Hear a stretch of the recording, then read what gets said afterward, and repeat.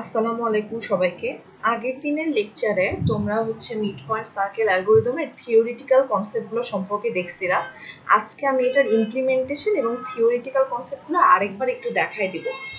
তো আমাদের আগের দিনের এত থিওরিতে মেইন পয়েন্ট এটা ছিল যে যদি আমরা কি করতাম, মিড পয়েন্টটা কোন জায়গায় আছে সেই অনুযায়ী ডিসাইড করতাম যে উপরের পয়েন্টটা নিব নাকি নিচের পয়েন্টটা। তো তার মানে মিড পয়েন্টটা যদি সার্কেলের ভিতরে থাকে তার মানে কি সার্কেলের বডি থেকে উপরের পয়েন্টটা বেশি কাছে, তাই না? তো তখন কিন্তু উপরের এই পয়েন্টটা নেওয়া হতো, যেটা হচ্ছে xk প্লাস 1, yk। আর যদি মিড পয়েন্টটা সার্কেলের বাইরে হয় তখন আমরা বুঝতে পারতাম যে না, আসলে সার্কেলটা নিচের দিকে বেশি আছে। সো তখন আমরা নিচের পয়েন্টটা নিতাম যে xk প্লাস 1 আর yk মাইনাস 1। তো এটার উপর বেসিস করেই আমাদের ডিসিশন প্যারামিটারটা নেওয়া হতো। তো তাহলে মেইন আমাদের এটা ছিল যে যদি decision parameter pk less than 0 হয় তাহলে নেক্সট yটা হবে আগের y এরই মান, আর তখন নতুন ডিসিশন প্যারামিটার কি হবে, pk প্লাস 2xk প্লাস 3। আর যদি pk এর ভ্যালু গ্রেটার দ্যান ইকুয়াল 0 হয় তো তখন আমার নেক্সট yটা আসলে আগের y এর চেয়ে এক নিচু। আর আমার নতুন ডিসিশন প্যারামিটারটা pk plus 2xk plus 5 minus 2yk। আর আমাদের ইনিশিয়াল ডিসিশন প্যারামিটারটার যেটা ভ্যালু বের করা হয়েছিল সেটা 5/4 মাইনাস r। তো এটাকে 5/4টা অনেকটাই 1 এর কাছাকাছি দেখে এটাকে 1 ধরা হয়। সো আলটিমেটলি আসলে আমাদের ইনিশিয়াল ডিসিশন প্যারামিটারটা হবে 1 মাইনাস r। এরপরে আমরা এখন একটু স্টেপ বাই স্টেপ আসলে প্রসিডিউরটা, অ্যালগরিদমটা কিভাবে হবে এটা একটু দেখি। তো আমাদেরকে যদি বলে দেওয়া হয় যে আর আমরা যে সার্কেলটা আঁকবো সেটা রেডিয়াস, আর অরিজিন ওটার সেন্টার, মানে যেই 0,0টা আর কি। সো তাহলে আমাদের কিভাবে কাজটা শুরু করতে হবে, আমাদের যদি বলে দেওয়া হয় যে সেন্টার বা অরিজিন 0,0 আর রেডিয়াস আর, তখন আসলে আমরা ইনিশিয়াল পয়েন্টটাকে প্লট করব।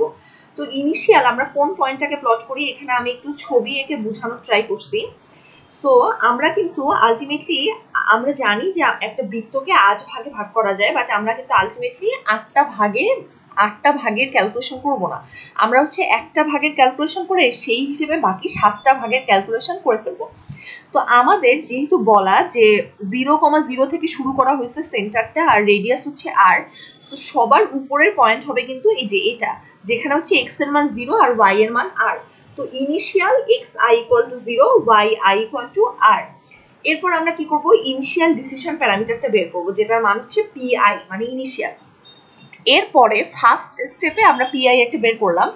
এরপরে যদি ওই আগের স্টেপে বের করা pi টার মান 0 হয় তখন আমার সেকেন্ড স্টেপ বা বর্তমান স্টেপে আমরা যেটা আছে, যেমন pi যদি p1 হয়, আমরা এখন বের করতেছি x2 আর y2। সো আমরা দেখলাম যে p1 এর মান লেস দ্যান 0। তো তখন x2 টা কি হবে, x এর আগের মান প্লাস 1। তারপরে y2 টা কি হবে, y2 টা y1 যেটা ছিল সেটাই থাকবে। সো এখানে কিন্তু ডান দিকে এক ঘর কম আর বাম দিকে এক ঘর বেশি। সো আমরা এটা মানে ইমপ্লিমেন্টেশনে গেলেই ভালো মতো বোঝা যাবে। আর এরপর তখন আমাদের নতুন, মানে আমরা এটা কি p1 এর ভ্যালুটা লেস দ্যান যদি হয় 0 হয় তখন আমরা কি x2, y2 আর p2 এর ভ্যালুটা বের করতেছি। সো এখানে দেখো যখন আমরা p2 এর ভ্যালু বের করব, এটা একটু ব্লার হয়ে গেছে বাট আশা করি বোঝা যাচ্ছে যে pi plus 1 equal to pi plus 2xi plus 3। So তার মানে p2 equal to হবে p1 plus 2x1 plus 3, কারণ ডান দিকের গুলো কিন্তু আমার i আর বাম দিকেরটা i plus 1। এবং সেম ভাবে যে যখন p1 এর ভ্যালু যদি গ্রেটার দেন ইকুয়াল টু 0 হয় তাহলে x2 এর মান কত হবে, y2 এর মান কত হবে, p2 এর মান কত হবে। তার মানে আমরা আসলে আগের স্টেপে পাওয়া p এর ভ্যালুটা ডিসাইড করে নতুন স্টেপের ভ্যালুগুলা বের করব। সো আলটিমেটলি আমাদের এই অ্যালগরিদমটা কতক্ষণ চলবে, যে যতক্ষণ না আমার x আর y সমান না হয়। যখন আমরা x y সমান হয়ে যাবে তখন আমরা অ্যালগরিদমটা বন্ধ করে দিব। তো আমরা তো আসলে আলটিমেটলি মানে একটা অক্টেটের ভ্যালুটা বের করতেছি, মানে এই যে যেই জায়গাটা এখানে ঘন করে দাও সেটা। সো বাকি পয়েন্টগুলো আমাদেরকে ওভাবেই বের করে নিতে হবে, জাস্ট প্লাস মাইনাস করে। বাট আসলে পয়েন্টগুলো কিন্তু ভ্যালুগুলো একই হবে, জাস্ট প্লাস মাইনাস হবে আর কি। তো এখন আমরা অ্যালগরিদমটা মনে হয় বুঝতে পারছি। তো আমরা একটু ইমপ্লিমেন্টেশনে যাই। ইমপ্লিমেন্টেশনে আমাদেরকে বলা যে plot the first octant of a circle centred at origin having radius 10 unit. তার মানে এটা সেন্টারটা হচ্ছে অরিজিন পয়েন্ট, মানে হচ্ছে 0 0, আর রেডিয়াস হচ্ছে 10। তো তাহলে 0, r হচ্ছে 0,10। তো এটা হচ্ছে আমার একদম ইনিশিয়াল যে ভ্যালুটা, মানে পি নট এর মান। এরপর পি নটটা কত, এক্স নট ওয়াই নট আর কি 0 আর 10, আর পি নট হচ্ছে 1 মাইনাস আর, বাই লাইক 5/4 কে আমরা হচ্ছে 1 ধরে নিছি। সো 1 minus r equal to 1 minus 10 equal to -9। সো যেহেতু পি নট এর মান হচ্ছে 0 এর চেয়ে ছোট, তাহলে পি ওয়ান কি হবে, P not plus 2xi plus 3। আমরা কিন্তু বারবার বলতেছি যে এখানে রাইট সাইডের যেগুলো সেগুলো কিন্তু সব আগের গুলা থেকে আসবে। সো তাহলে পি নট এর ভ্যালু ছিল -9, আর এক্স আগেরটার ভ্যালু কত ছিল 0, তাই না? এই যে 0 আর 10, সো 0 আর 3 তো 3 এরই কনস্ট্যান্ট। সো আমার আলটিমেটলি নতুন p1 এর মান হচ্ছে -6। আর x1 টা কি, x1 হচ্ছে যখন আমার p নট লেস দ্যান 0 হয় তখন x নট হয় হচ্ছে আমার আগের x, মানে x1 যেটা সেটা হবে হচ্ছে আগের x প্লাস 1। সো আগের x ছিল 0, সো ওটা এখন আলটিমেটলি 1 হয়ে গেল। আর y টা কিন্তু সেমই থাকে, এই যে এটা, যে আমার যখন আগের ইনিশিয়াল প্যারামিটারটার মান হচ্ছে লেস দ্যান 0 হয় তখন নতুন x হয় হচ্ছে আগের x এর সাথে 1 যোগ, আর y হচ্ছে সেম থাকে, আর p টা হয় হচ্ছে আগের p প্লাস আগের x ইনটু 2 প্লাস 3। সো তাহলে এখানে আসলে আলটিমেটলি আমার x টা 1 বাড়লো আর y টা হচ্ছে সেম থাকবে। তো এরপর আমরা এখন p2 x2 y2 এর মান বের করব, বাট সেটাতে হিসাব রাখবো হচ্ছে p1 এরটা।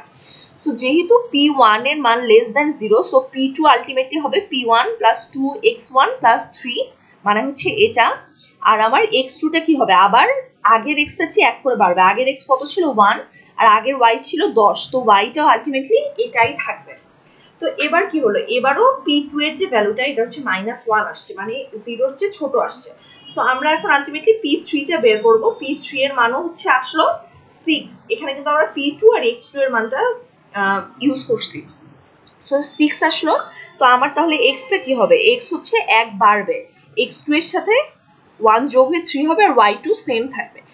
এখন দেখা যাচ্ছে যে আমাদের আগের p এর ভ্যালুটা, p2 এর ভ্যালুটা আসলে পজিটিভ আসছে।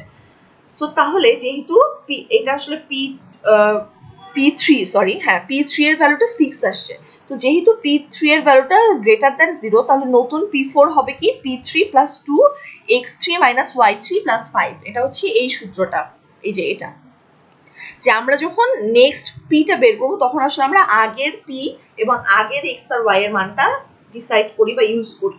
সো এখানে আসলে আলটিমেটলি আগের x, মানে আমরা যেহেতু p4 বের করতেছি এখানে আমরা ইউজ করব p3 আর x3 y3। সো আলটিমেটলি আমরা p4 এর ভ্যালু এটা পেয়ে গেলাম। তো এরপর কি x4 টা হবে, x এর ভ্যালু তো 1 করে বাড়বে, আর এখানে y এর ভ্যালুটা 1 কমবে, কারণ যখন আমার p এর ভ্যালুটা গ্রেটার দ্যান ইকুয়াল টু 0 হয় তখন x এর ভ্যালু 1 তো বাড়েই, আবার y এর ভ্যালু 1 কমে যায়। সো তাহলে আমরা এখন যে y4 টা পাবো এখানে 1 কমে 9 হয়ে গেল। তারপরে আবার সেম, আবার p4 এর ভ্যালুটা লেস দ্যান 0 চলে আসছে। সো এখানে আমরা p5 বের করব, আর এখানে x5 y5 বের করব। এরপরে হচ্ছে p5 গ্রেটার দেন, এখান থেকে কি আবার গ্রেটার দেন 0 আসছে। সো p6 আগের মতো বের করলাম, আর এখানে কি x ও 1 বাড়বে, আবার y ও 1 কমবে। সো 6 আর 8 হয়ে গেছে। তো এখন কি, এখন আমার লেটেস্ট p6 এর ভ্যালুটা 5 আছে। সো তাহলে যেহেতু p6 গ্রেটার দেন 0, p7 হবে এই সূত্রটা আবার। আর এবার কি হবে, যে x এর ভ্যালু 1 বাড়বে, আবার y এর ভ্যালু 1 কমবে। সো আলটিমেটলি আমাদের এই যে এখন দেখে ফেলছি যে x আর y এর ভ্যালু সেম হয়ে গেছে। যখন দুটো সেম হয়ে যাবে আমাদের অ্যালগরিদম শেষ।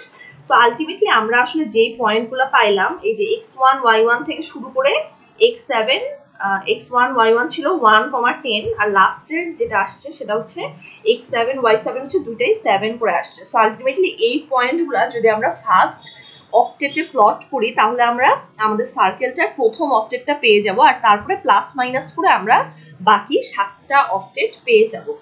সো এভাবেই হচ্ছে মিড পয়েন্ট সার্কেল অ্যালগরিদমটা কাজ করে। আর আমরা আমাদের গুগল মিট সেশনে আলাপ করব যে কিভাবে আমাদের এই রিলেটেড আর কি প্র্যাকটিস প্রবলেম আসতে পারে।